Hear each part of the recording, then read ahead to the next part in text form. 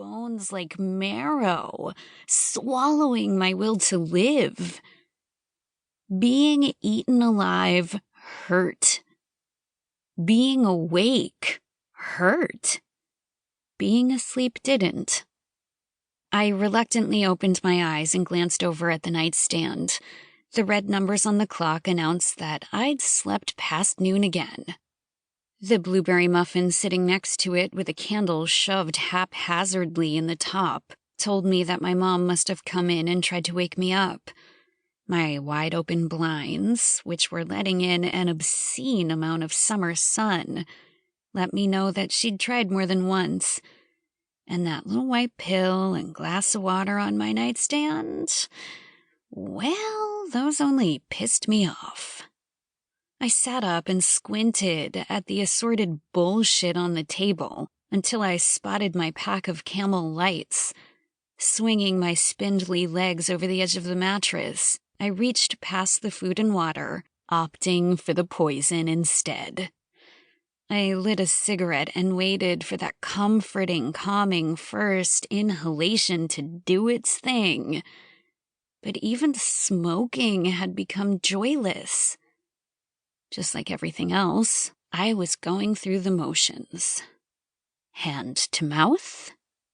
Inhale. Exhale. Repeat. I ashed my cigarette in an empty Altoids tin on the nightstand and stared at the pill my mother had left for me. The tiny white hope that had turned out to be just another disappointment.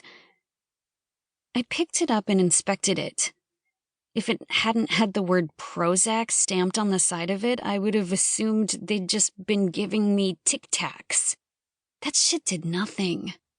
Nothing but mute the vibrant colors of my world to a dirty, dull gray. Instead of my feelings being a violent riot of bitter, angry crimson, churning, crashing ceruleans and blinking cautionary yellows, my inner world was now as gray as the cloud of smoke that hung 4 feet above the floor and 3 feet below the ceiling in my bedroom.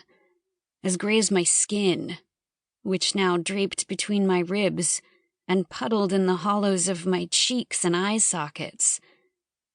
As gray as the fading night tattoo on the inside of my wedding ring finger. I threw the glorified breath mint across the room and listened to the plink, plink, plink sound it made as it bounced off the wall onto my desk, which was just 2 filing cabinets and an old door that my mom had scrounged up at Goodwill and spray-painted black, and landed in a heap of shiny army green nylon on the floor.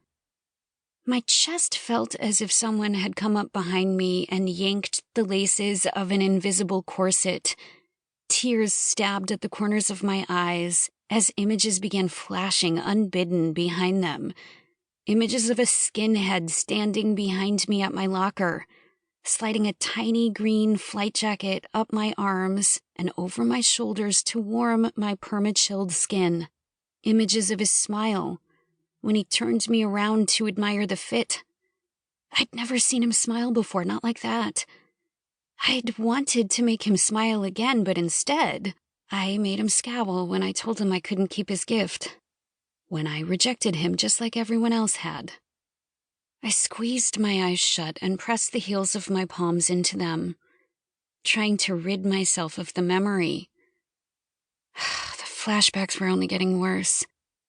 The doctor had acted like this was a simple case of normal teenage depression, like all I needed was a little Prozac and some R&R to clear it up. Like watching your psychopathic, steroid-fueled skinhead boyfriend beat a man to death was normal. Like losing your childhood best friend to suicide and helping your hemorrhaging best friend deliver a baby in the same day was normal. Like having your first love suddenly join the Marines right before you found out that he might have cheated on you with a guy was normal. Well, it didn't fucking feel normal. It felt heavy. The gravity of those compounded traumas were pulling me